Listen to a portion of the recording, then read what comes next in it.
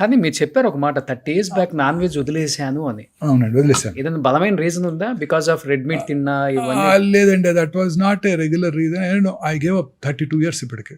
32 years non veg కానీ egg కూడా తినరు. తినండి. I'm very happy. Plant based protein is the best protein. Animal protein కన్నా plant based proteins are the best proteins. కానీ మీ daily దినచర్యలో ఒక్క ప్లాస్టిక్ పదార్థం నుంచి అంటే ఒక వస్తువు నుంచి కూడా ఏం తీసుకునే ఛాన్స్ లేదు. జనరల్ గా అవాయిడ్ చేసి ఎప్పుడు హాస్పిటల్లోనే ఉంటాను కదండి, మీలాగా తిరగాల్సిన అవసరం లేదు. ఓకే, సో ఆ బాధలు లేవు. మాలాంటి తిరిగే వాళ్ళ కోసం చెప్పండి సార్. ఇప్పుడు లైఫ్ మన చిన్నప్పుడు మన ఊళ్ళలో మరచం బండి ఉండేది తెలుసా? చిన్నపిల్లలు మీకు తెలియదు. అవును, మరచం ఉంది. ఉందా? చూసారా ఎప్పుడైనా? షూర్. అలా స్క్రూ చేసి పట్టుకెళ్ళేవాళ్ళు. అలాంటిది పట్టుకెళ్ళాలి. వర్క్ ప్లేస్ క్యారీ చేయాలి. డెఫినెట్. రాగి మర్చంతో వాటర్ తాగండి. సో లక్కీగా నేను ఒక చోటే పని చేసుకుంటాను, నాకు అన్ని పక్కనే ఉంటాయి కాబట్టి నాకు అవసరం లేదు.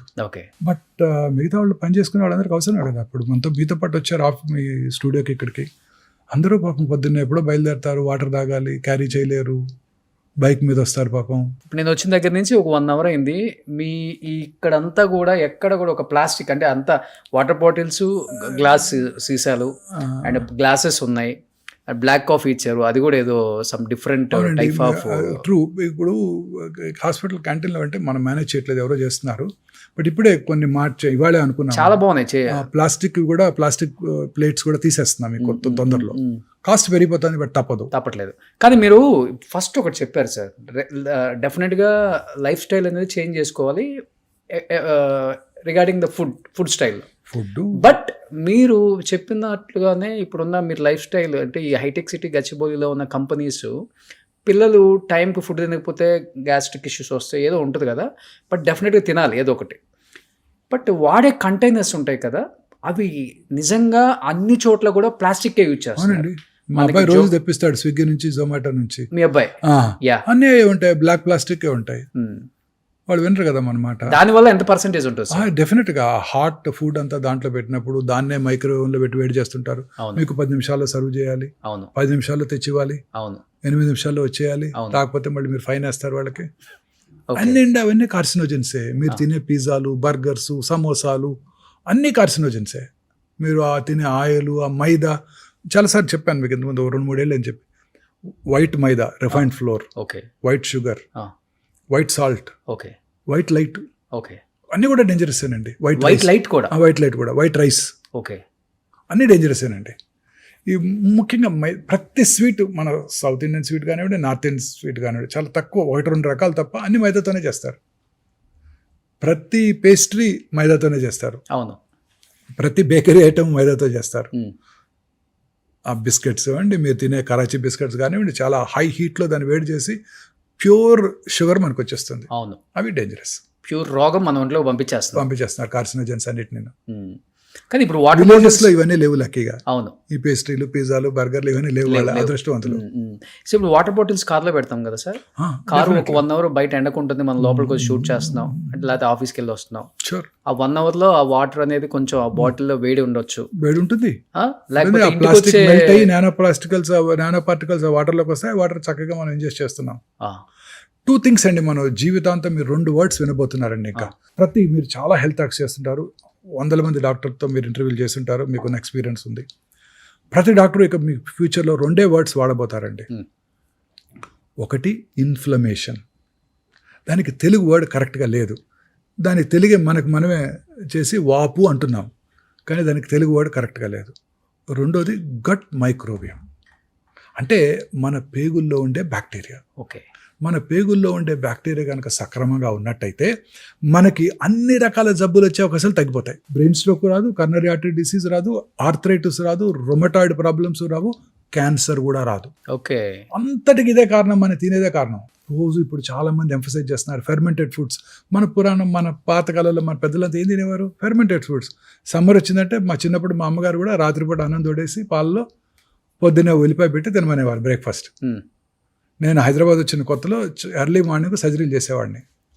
పొద్దున్న 5 గంటలకు ఏదో ఒక నర్సింగ్ హోమ్కి వెళ్ళి సర్జరీ చేసేవాడిని. రాత్రిపూట అన్నం తోడేసుకొని పొద్దున్నే దాన్ని క్యారీ చేసుకుని వెళ్ళిపోయేవాడిని. సర్జరీ అయ్యాక 7:30-8 సర్జరీ అయ్యాక తినేసేసి 8ంటికి మన వర్క్ ప్లేస్కి వెళ్ళిపోయేవాళ్ళం. ఓకే మళ్ళీ వెనక్కి రాలేం కదా ఇంటికి. ఓకే ఓకే ఓకే హైదరాబాద్ ఎక్కడ రాగలం? Okay okay. So Mohan Vamshi గారు మీరు ఒక చక్కగా సద్దన్నం అదే యా ఓ రాత్రి అన్నం తోడేసి పెట్టేది ఆవిడ, చక్కగా పాలేసి తోడేస్తే పొద్దున్న పెరుగు అయిపోయేది. ఓకే ఓ స్పూను కొంచెం లెమన్ పిక్కలు వేసుకొని తినేవాళ్ళం. ఓకే తమిళనాడులో ఇది వెరీ ఫేమస్, యా యా తైరు సాదం అంటాం. అవును. అక్కడ పెరిగా నేను 15 ఏళ్ళు. ఇప్పుడు మీరు ఒకటి చెప్పారు, ఫస్ట్ లైఫ్ స్టైల్లో చేంజెస్, ఇంకొకటి ఫుడ్ డెఫినెట్ గా ప్లాస్టిక్ లో గట్ మైక్రోవేవ్ ఆపలేము. Gut microwave. రెండో వర్డ్ ఇన్ఫ్లమేషన్. ఇది రకరకాల ఇన్ఫ్లమేటరీ సబ్స్టెన్సెస్ ఓకే చాలా. ఇప్పుడు మీరు నాకు గుర్తుంది, నా చిన్నప్పుడు నేను కూడా రిఫైన్డ్ ఆయిల్ తీసుకుంటే అందులో ఫ్యాట్ తక్కువ ఉంటుంది, ఆ రిఫైన్డ్ ఆయిల్ వాడితే మనం హెల్తీగా ఉంటాం, మన హార్ట్ బాగుంటుందని అనేక రకాల అడ్వర్టైజ్మెంట్స్ మన చిన్నప్పటి నుంచి చూస్తాం. మీ చిన్నప్పుడు కూడా చూసారు ఇవన్నీ టీవీలో రోజు. Sunflower oil, refined sunflower oil clear గా ఉంటుంది ఆయిల్ చూపించేవాళ్ళు, కానీ అవన్నీ కూడా ఇన్ఫ్లమేషన్ కలిగిస్తాయి. బట్ ఎలాంటి ఆయిల్స్ వాడితే మంచిది అంటారు? మన ఇప్పుడు చెప్తున్నారు కదా మన కార్డియాలజిస్ట్ అంతా గానుగ నూనె. ఓకే ఇప్పుడు ఏమంటారు దాన్ని, అన్ని రకరకాల కోల్డ్ ప్రెస్డ్ ఆయిల్స్ అని అడ్వర్టైజ్మెంట్ చేస్తున్నారే గూగుల్లో రోజు, అది they don't cause inflammation. Inflammatory substances ప్రతి మనం తినే ఆహారం అంతా కూడా ఇన్ఫ్లమేషనే. నాకు ఇంకా గుర్తుంది, ఒక 10 ఏళ్ల క్రితం ఒక లెక్చర్కి వెళ్ళాను, నేను లెక్చర్ ఇవ్వడానికి వెళ్ళాను అమలాపురం. వెళ్తే అక్కడ ఒక పీడియాట్రిషియన్ ఆయిల్స్ గురించి ఆయన లెక్చర్ ఇస్తూ కెనాలో ఆయిల్ వాడండి అని చెప్పారు. ఓకే అందులో అంతా కూడా omega-3 ఫ్యాటీ యాసిడ్స్ ఉంటాయి, they are very useful for you అన్నాడు. ఇంకొక 3 ఏళ్ళ తర్వాత చూస్తే canola oil is a poison అన్నారు. ఏంటంటే అది purely refined oil, okay inflammation కలిగిస్తుంది. సో మనం ఎప్పుడైతే నేచర్తో ఫైట్ చేస్తున్నామో, నేచర్ ఏంటి చక్కగా మంచి ఆయిల్స్ ఇస్తుంది, మనం దాన్ని రిఫైన్ చేసి తీసుకుంటున్నాం, అది పాయిజన్. నేచర్తో ఫైట్ చేస్తున్నాం, మన బాడీని మనం ఫైట్ చేస్తాం నేచర్తో. పొద్దున్నే ఎండకి ఎక్స్పోజ్ అవ్వాలి, పొద్దున్నే లేవాలి, పొద్దున్నే 10 గంటల లేవటం కాదు, పొద్దున్నే లేవాలి, ఎర్లీ మార్నింగ్ 6 గంటలకు లేస్తాను సార్. నేను కరెక్ట్గా ఎవ్రీడే మార్నింగ్ 5కి లేస్తాను. 6 గంటలకు లేచి 7 కిలోమీటర్లు వాక్ చేస్తాను. వెరీ గుడ్, మంచిది. పొద్దున్న లేచి సూర్య నమస్కారాలు చేయండి. అలాంటి సూర్య నమస్కారాలు అంటే ఏమిటి? Exposing your self to sunlight. మన పెద్దలు ఏది చేసినా మన మంచి కోసమే చేశారు. గాయత్రి మంత్రం చదవమన్నారు పొద్దున్నే సూర్యుని చూస్తూ. ఎందుకు? అలా అన్న ఎక్స్పోజ్ అవుతామని. మంత్రం అనేది ఏది కాదు, అందులో మంత్రం అంతా కూడా ఇదే ఉంటుంది, ఆ మంత్రం యొక్క అర్థం కూడా అదే. బట్ బాడీ ఇచ్చే సిగ్నల్ ఏంటి సార్? క్యాన్సర్ వచ్చింది నీకు అనే దానికి సిగ్నల్ ఏమిస్తుంది అసలు బాడీ? బేసికలీ వచ్చిన లొకేషన్ బట్టి మారిపోతుంటుంది. ఉదాహరణ కొన్ని రకాల క్యాన్సర్స్ సిమ్టమ్సే ఉండవు. Let's silent killers, ovarian cancer ఏమి సిమ్టమ్స్ ఉండవు, పొట్టలో పెరుగుతుంటుంది, సిమ్టమే కలగదు, బాగా ఉబ్బిపోయి వచ్చినాకే డాక్టర్ దగ్గరికి వస్తుంటారు. లావు అవుతున్నాను, కొంతమంది ఎక్సర్సైజ్ కూడా చేస్తుంటారు, పొట్ట పెరుగుతుందని, లోపల క్యాన్సర్ ఉందని తెలియదు.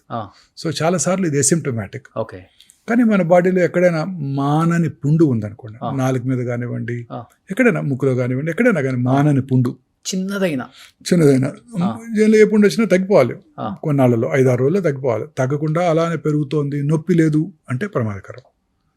పెరుగుతున్న గడ్డ ఎక్కడైనా కానీ, సాఫ్ట్ టిష్యూ ట్యూమరు, పొట్ల ఇక్కడ కానీ, బ్రెస్ట్లో కానీ, ఎక్కడైనా కానీ పెరుగుతున్న గడ్డ క్రమం తప్పకుండా పెరుగుతోంది. సైజ్ అలానే ఉంటే డేంజర్ కాకపోవచ్చు. సో మీరు చెప్పినట్లుగా చిన్న చిన్న పుండు ఎక్కడన్నా ఉండి యాంటీబయాటిక్ వేసుకొని తగ్గితే ఓకే, తగ్గకపోయిందంటే డాక్టర్ దగ్గరికి వెళ్ళి చూపించుకోవాలి. ఓకే, సో ఇది సిగ్నల్. అలా రకరకాల క్యాన్సర్స్కి రకరకాల సింప్టమ్స్ ఉంటాయి. ఉదాహరణకి గ్యాస్ట్రిక్ క్యాన్సర్, తినబుద్ధి కాదు, డైనింగ్ టేబుల్ దగ్గరికి వెళ్తారు, వెనక్కి తిరిగి వస్తారు. రోజు పొద్దున్నే మీరు 4 ఇడ్లీలు తింటున్నారు, 2 ఇడ్లీలు తినగానే పొట్ట ఫుల్ అయినట్టు ఉంటుంది, అది అర్లీ గాస్ట్రిక్ క్యాన్సర్కి సిగ్నల్ కావచ్చు. ఓకే, బట్ సార్ ఇప్పుడు స్క్రీనింగ్ చాలా ఇంపార్టెంట్. ఏ ఏజ్లో స్క్రీనింగ్ చేయించుకుంటే మంచిది సార్? అండ్ ఆడవాళ్ళు చేయించుకోవాల్సిన టెస్ట్లు ఏంటి, మగవాళ్ళు చేయించుకోవాల్సిన క్యాన్సర్ టెస్ట్లు ఏంటి? అసలు క్వైట్ కాంట్రవర్షియల్ ఇది స్క్రీనింగ్ అనేది. స్క్రీనింగ్ వల్ల డెఫినెట్లీ బెనిఫిషియల్గా ఉంటుంది. ఉదాహరణకు మగవాళ్ళలో జనరల్గా 50 ఏళ్ళు వచ్చాక PSA అనే ఒక సింపుల్ బ్లడ్ టెస్ట్ చేయించుకుంటే మనం ప్రాస్టేట్ క్యాన్సర్ని గుర్తించగలుగుతాం. ఓకే, అంతే తప్ప మిగతా క్యాన్సర్స్ని గుర్తించడానికి మనకి మార్గాలు లేవు. మొన్న మధ్యనే మిస్టర్ బిల్ గేట్స్ మన జెరోదా CEO నిఖిల్ కామత్తో ఒక ఇంటర్వ్యూ చేశారు, పాడ్కాస్ట్ చేశారు. ఆయన నిఖిల్ కామత్ గారు ఎలాన్ మస్క్తో చేశారు, మిస్టర్ మోడీ గారితో కూడా చేశారు. చూశారు కదా. ఈ బిల్ గేట్స్ అని ఒక క్వశ్చన్ అడిగారు, మీ ఆరోగ్యాన్ని ఎలా కాపాడుకుంటావు, మా యంగ్ ఆంటర్ప్రినర్స్కి నువ్వేం సలహా ఇస్తావని. ఆయన కూడా చెప్పాడు, నేను రెగ్యులర్గా చెక్ చేసుకుంటాను, స్క్రీనింగ్ చేసుకుంటాను, దానివల్ల నష్టం లేదు. రెగ్యులర్గా వైటమిన్స్ తీసుకుంటాను, దానివల్ల కూడా డౌన్ సైడ్ లేదు అసలు. మూడోది, ఇక ఇది ఒక్కటే క్యాన్సర్ వ్యాధి ఒకటే నాకు భయం కలిగిస్తుంది. దీన్ని పట్టుకోవడానికి ముందుగానే ఒక జెనెటిక్ టెస్టింగ్ చేయించుకుంటున్నాను నేను. ఆ టెస్ట్ అమెరికాలో ఇన్సూరెన్స్ కంపెనీలు కవర్ చేస్తున్నాయి, అన్ఫార్చునేట్లీ ఇండియాలో కవర్ చేయట్లేదు. ఆ టెస్ట్ కనుక చేయించుకుంటే ఈ ట్రెడిషనల్ డయాగ్నోస్టిక్ టెస్ట్ పట్టుకోవడానికి way before you will diagnose this test అని వారు చెప్పడం జరిగింది. అది ఇప్పుడు హైదరాబాద్లో హెల్త్ సెంట్రిక్ అనే కంపెనీ అందుబాటులోకి తీసుకొచ్చింది. అది ముందుగానే మనం స్క్రీన్ చేసుకుంటే నెక్స్ట్ ఫ్యూ ఇయర్స్లో నీకు క్యాన్సర్ వచ్చే అవకాశాలు ఉన్నాయో లేవో ముందే తెలిసిపోతాయి. అవునా? ఎన్ని ఇయర్స్ ముందు తెలిసిపోతుంది సార్? అలా అని చెప్పలేం కానీ తప్పనిసరిగా ఒక 77 క్యాన్సర్స్ని పట్టేయగలదు. ఎన్ని ఇయర్స్ అంటే ఇప్పుడు ఫర్ ఎగ్జాంపుల్ అది బాడీలో స్క్రీన్ చేసి 2-3 సంవత్సరాల్లో నీకు క్యాన్సర్ వస్తుందని చెప్పగలదు. అర్రే బెస్ట్ కదా అది. బెస్ట్. అప్పుడు మనం ఏం చేస్తాము, ఇవాళే ఒక జెంటిల్మెన్ చూశాను, ఆ టెస్ట్ చేయించుకొని నా దగ్గరికి వచ్చాడు. అమెరికాలో చేయించుకున్నారు, ఇక్కడే చేయించుకున్నాను, మన దగ్గర ఉంది. మన దగ్గర చేయించుకున్నాను. ఎంత ఉంటుంది cost? Around it cost about 80 to 1,80,000 దాకా ఉంది. ఓకే. ఆయనకి కోలన్ క్యాన్సర్ వచ్చే అవకాశం ఉందని రాసిచ్చారు. సో అప్పుడు ఏం చెప్పాము వారికి, రెగ్యులర్గా చిన్న simple test, stool occult blood testing. Okay. 3 నెలలకు ఒకసారి బ్లడ్ టెస్ట్, స్టూల్ టెస్ట్ చేద్దాం. తర్వాత ఒక మార్కర్ ఒకటి ఉంది, రఫ్ అంటే అందరికీ పెరగదు, సిఈ అనే ఒక మార్కరు. ఇంకా మూడోది, చాలా రకాల కోలన్ క్యాన్సర్స్ ఆస్ప్రిన్ వాడే వాళ్ళలో తక్కువ ఉంటుంది. ఈకోస్ప్రిన్ అనే డ్రగ్ వాడతారు, వినారా? Blood thinner. నేను వాడతాను.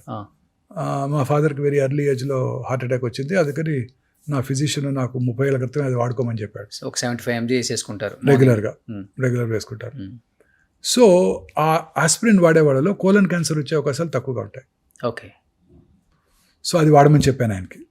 తర్వాత రెగ్యులర్గా ఈ యానిమల్ బేస్డ్ ప్రోటీన్స్, ఫ్యాట్ ఆపేసేయండి పూర్తిగా, నాన్ వెజిటేరియన్ మానేయండి, ప్లాంట్ బేస్డ్ ప్రోటీన్కి మారిపోండి, ఫైబర్ ఎక్కువగా తీసుకోండి, మీ యొక్క మల విసర్జన అలవాట్లో ఏమైనా మార్పులు ఉంటే నా దగ్గరికి రండి అని అన్ని రకాలుగా గైడెన్స్ ఇచ్చి పంపాను ఇవాళ మార్నింగే. ఓకే. 2 సంవత్సరాల తర్వాత మళ్ళీ పరీక్ష చేసుకోవాలి. మేబీ రెగ్యులర్గా చేసుకుంటే క్యాన్సర్ రావడానికి ముందుగా పట్టుకోవచ్చు. ముందుగా పట్టుకుంటే కోలన్ క్యాన్సర్ క్యూర్ అయిపోతుంది. But first stage, second stage అయితే సేఫ్ అనా సార్? 100% సేఫ్. 100% సేఫ్. అంటే ఎన్ని ఇయర్స్ ఉంటుంది వాళ్ళకి? అంటే కోలన్ క్యాన్సర్ లో రకరకాలు ఉంటాయి. నార్మల్ లైఫ్ గడిపేస్తారు, regular life. Okay. Regular life గడిపేస్తారు. 3 ఏళ్ళకి ఒకసారి కొలనోస్కోపీ చేద్దామని చెప్పాను. ఒకవేళ ఫీకల్ అక్కల్ బ్లడ్ టెస్ట్ అంటే ఫీకల్ మ్యాటర్లో ఏదైనా బ్లడ్ కనుక కనిపించినట్టయితే ముందుగానే చేస్తాం కొలనోస్కోపీ. ఓకే. అలా రకరకాలుగా మనం టెస్టులు చేసుకోవచ్చు. 4th స్టేజ్కి వచ్చి మళ్ళీ ఇప్పుడు regular as usual life style lead చేస్తున్న వాళ్ళు మీ పేషెంట్స్ ఎవరైనా ఉన్నారా? కొన్ని రకాల 4th స్టేజ్ క్యాన్సర్స్ క్యూర్ అయిపోతాయండి. ఉదాహరణకు మీరు విన్న famous person Lance Armstrong, cyclist. అవును sir. Testicular cancer with brain mets. అవును. ఇప్పటికీ బ్రతికే ఉన్నారు. వరల్డ్ సైక్లింగ్ ఛాంపియన్షిప్ 6 సంవత్సరాలు గెలిచాడు ఆయన. అవును. సో రకరకాల క్యాన్సర్స్ కొన్ని లేట్ స్టేజ్లో కూడా బతికేస్తారు, కొన్ని రకాల క్యాన్సర్స్ ఎర్లీ స్టేజ్లో కూడా కష్టంగా ఉంటాయి. ఓకే. సో ఇప్పుడు చాలా రకాల క్యాన్సర్స్ కూడా 4th స్టేజ్లో కూడా ఈ టార్గెటెడ్ థెరపీస్, ఇమ్యూనోథెరపీస్తో చాలా కాలం బతికేస్తున్నారు. ఓకే. కాకపోతే ఇందాక మనం డిస్కస్ చేసినట్టు they are prohibitively expensive. Targeted therapy కూడా చాలా పెద్ద ప్రాసెస్ చెప్పాలంటే, అందరికి అర్థమయ్యేటట్టు మనం నెక్స్ట్ ఎపిసోడ్లో కూడా మాట్లాడదాం సార్. బట్ ఇప్పుడు చిన్న పిల్లలకు కూడా క్యాన్సర్ ఎక్కువైపోయింది సార్, 1 or 2 years. అలాంటి వాళ్ళని ట్రీట్ చేస్తున్నప్పుడు యాజ్ ఎ డాక్టర్గా పక్కన పెడితే, యాజ్ ఎ ఫాదర్, మీరు కూడా గ్రాండ్ ఫాదర్, ఏమనిపిస్తుంటుంది? ఏడ్చిన సందర్భాలు ఉన్నాయా మీ లైఫ్లో? అయ్యా, డెఫినెట్లీ అండి. పిల్లలు చూసినప్పుడు డెఫినెట్గా. మిగతా డిసీజెస్కి క్యాన్సర్కి కొంచెం తేడా ఉందండి. మిగతా డిసీజ్ మీరు కోలిసిస్టేట్ మీద ఆపరేట్ చేస్తే మళ్ళీ మీకు కనపడ్డావు. కర్నరీ బైపాస్ చేసామనుకోండి, ఆ పేషెంట్ మళ్ళీ మీ దగ్గరికి రాడు. ఇంటి దగ్గర ఉన్న కార్డియాలజిస్ట్ చూపించుకుంటూ ఉంటాడు, లేకపోతే తన కార్డియాలజిస్ట్ చూపించుకుంటుంటాడు. మా డిసీజ్ అలా కాదు, మాతో పాటే ఉంటారు,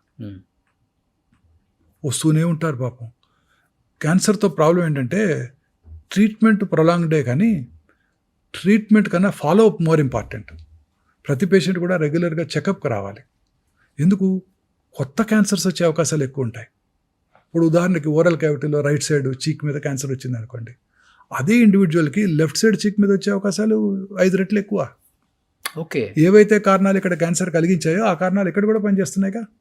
సో పేషెంట్స్ పాత క్యాన్సర్ తిరిగి రావటం మాట అటుంచండి, కొత్తది రావటాన్ని కూడా పట్టుకోవాలిగా. ఛాన్స్ ఉందా సార్? ఉంటుంది. అదే పేషెంట్కి ఇదే ఉదాహరణ చెప్తాను నేను. మీరు ఏ ఊరి నుంచి వచ్చారని అడుగుతారు. రామగుండం అన్నాడు అనుకోండి, రామగుండం దేని ఫేమస్? బొగ్గు. రామగుండంలో బొగ్గు దొరికితే పక్కనున్న గోదావరి కానీ, మంచిర్యాల, బెల్లంపల్లి, పెద్దపల్లి, రామకృష్ణాపూర్లో కూడా బొగ్గు దొరుకుద్ది. అంతే, ఒక చోట వస్తే ఇక్కడ కూడా వస్తుంటుంది. ఇట్లా చూపిస్తాను. రామగుండంలో బొగ్గు దొరికితే బెల్లంపల్లి, మంచిర్యాల, పెద్దపల్లి, గోదావరి కల్లో కూడా బొగ్గు దొరుకుద్ది. సో ఇక్కడ వచ్చే అవకాశాలు ఉంటాయి.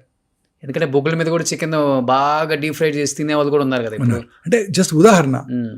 ఇంకో ఎక్కడ ఏ ఏరియా లేకపోతే ఇక్కడ మీ ఇంట్లో బోర్ వేస్తే వాటర్ పడింది అనుకో, పక్కింట్లో పడుతుంది, ఆపోజిట్ ఇంట్లో పడుతుంది, ఎదురింట్లో కూడా పడుతుంది, పక్క బజార్లో కూడా పడుతుంది, అంతే కదా ఆ ఏరియా అంతా. సో అందుకని రెగ్యులర్గా చెకప్ రావాలి. So follow up is very important. అందువల్ల మాకు బాగా దగ్గర అవుతారు మా పేషెంట్స్. అవును, ప్రతి పేషెంట్ నాకు గుర్తుంటారు, వాళ్ళ పిల్లలు కూడా గుర్తుంటారు. అన్ని రకాల హాస్పిటల్స్ అన్నీ గుర్తుపెట్టుకో తెలియదు కానీ ఒమేగా హాస్పిటల్ని గుర్తుపెట్టుకుంటారు, ఒమేగా మోహన్ వంశీ గారిని కూడా గుర్తుపెట్టుకుంటారు. ఎస్పెషల్లీ ఆంకాలజీ క్యాన్సర్ అంటేనే గుర్తొచ్చే పేరు హైదరాబాద్లో, తెలంగాణ, ఆంధ్రప్రదేశ్లో మోహన్ వంశీ గారు. థ్యాంక్స్ అండి. ఎందుకంటే అంత దగ్గరే పేషెంట్స్ మీకు. అంటే మాకు ఏదైనా వస్తే ఆయన దగ్గరికి వెళ్ళిపోతే మాకు క్యూర్ అవుతుంది, ఇంకా కొన్ని సంవత్సరాలు సర్వైవల్ అవ్వచ్చు, హోప్ ఉంది మా బతుకు మీద, డబ్బులు పోయినా పర్వాలేదు, ఆయన అయితే బెస్ట్ అని first choice, second choice, third choice, ఇన్ని ఒపీనియన్స్ ఉండవు, ఒకటే ఒపీనియన్ మోహన్ వంశీ గారు. థ్యాంక్స్. గ్రేట్ కదా అది. ఎంతమందికి వస్తుంది? కొన్ని కోట్లల్లో ఒకరికి మీకు వచ్చింది. బట్ ఎన్నో ప్రాణాలు నిలబెట్టారు, ఎంతోమందిని తెలియక స్టేజ్ దాటిపోయి మీ చేతుల్లో చనిపోయిన పేషెంట్స్ కూడా ఎంతోమంది ఉంటారు. కానీ అత్యంత డేంజర్ క్యాన్సర్ ఏంటి సార్? లాస్ట్ అండ్ ఫైనల్గా చెప్పండి, ఎన్ని రకాల క్యాన్సర్స్ ఉన్నాయి ఓవరాల్గా? అంటే మెయిన్లీ క్యాన్సర్స్ ఆర్ 2 types అండి, కార్సినోమా, సార్కోమా. కార్సినోమాస్ అంటే ఎపిథీలియల్ టిష్యూలో వచ్చేవి, సార్కోమాస్ అంటే సాఫ్ట్ టిష్యూలో వచ్చేవి. ఇవి కాక మూడోది హిమటలాజికల్ అంటే బ్లడ్ క్యాన్సర్స్. బ్లడ్ క్యాన్సర్స్ కొంతవరకు డేంజరస్గానే ఉంటాయి, ఎస్పెషల్లీ అడల్ట్స్లో వచ్చేవి. పిల్లల్లో వచ్చే బ్లడ్ క్యాన్సర్స్ క్యూర్ అవుతాయి. ఇక బ్రెయిన్ ట్యూమర్స్ జనరల్గా హై గ్రేడ్ ట్యూమర్స్ ఎక్కువ కాలం సర్వైవ్ అవ్వరు. కొన్ని రకాల బ్లడ్ క్యాన్సర్స్ కూడా సర్వైవ్ అయ్యే అవకాశాలు తక్కువ ఉంటాయి. బట్ ఇప్పుడు కొత్త మెడిసిన్స్ చాలా వస్తున్నాయండి. ప్రాబ్లీ ఐఎమ్ షూర్ ఇంకో 10 yearsలో మనం ఈ క్యాన్సర్కి ముందు కనుక్కుంటారేమో మన సైంటిస్టులు అనిపిస్తుంది. క్యాన్సర్ జయించవచ్చు ఒక టాబ్లెట్తో. టాబ్లెట్స్ కానివ్వండి, ఇంజెక్షన్స్ కావచ్చు, ఇమ్యూనోథెరపీ కానివ్వండి. నా ఉద్దేశం ఇంతకుముందు నేను నా లైఫ్ టైంలో చూడలేనేమో అనుకునేవాడిని. ఇప్పుడు lot of research is underway and ఖచ్చితంగా నేను నా ఉద్దేశం 10 yearsలో మనం దీన్ని కాంకర్ చేసేస్తామండి. 3 decadesలో మీరే చాలా చేంజెస్ చూశారు కదా. ఇంకా మాక్సిమం 10 years అండి. We will be able to conquer. ఒక డికేడ్లో కాంకర్ చేస్తారు సైంటిస్టులు అనంగా. సో లాస్ట్ అండ్ ఫైనల్గా ఈ పాడ్కాస్ట్ చూసే కొన్ని కోట్ల మందికి ఏం చెప్పాలనుకుంటున్నారు? రెగ్యులర్గా ఆకుకూరలు, ఫ్రెష్ ఫ్రూట్స్, వెజిటబుల్స్ ఎక్కువగా తీసుకుంటూ, యానిమల్ ఫుడ్కి దూరంగా ఉంటూ, అలాగే దురలవాట్లకి స్మోకింగ్, ఆల్కహాల్ లాంటివి కూడా దూరంగా ఉంటూ, రెగ్యులర్గా ఎక్సర్సైజ్ చేస్తూ, లీన్ బాడీ మాస్ మెయింటైన్ చేస్తూ, మానసికంగా ఆందోళన లేకుండా ఉన్నట్టయితే క్యాన్సర్ని ఖచ్చితంగా జయించవచ్చు. సో ఫైనల్గా సార్ లాగా ఉంటే అన్ని జయించవచ్చు మనం కూడా. సో 33 years బ్యాక్ ఆయన ప్రాక్టీస్ స్టార్ట్ చేసిన 33 years అబ్బాయిలాగే ఉన్నారు. So thanks for the complement. Thank you so much sir. So second ఎపిసోడ్లో ఇంకా చాలా విశేషాలు తెలుసుకున్నాం. Thank you so much. Thanks అండి.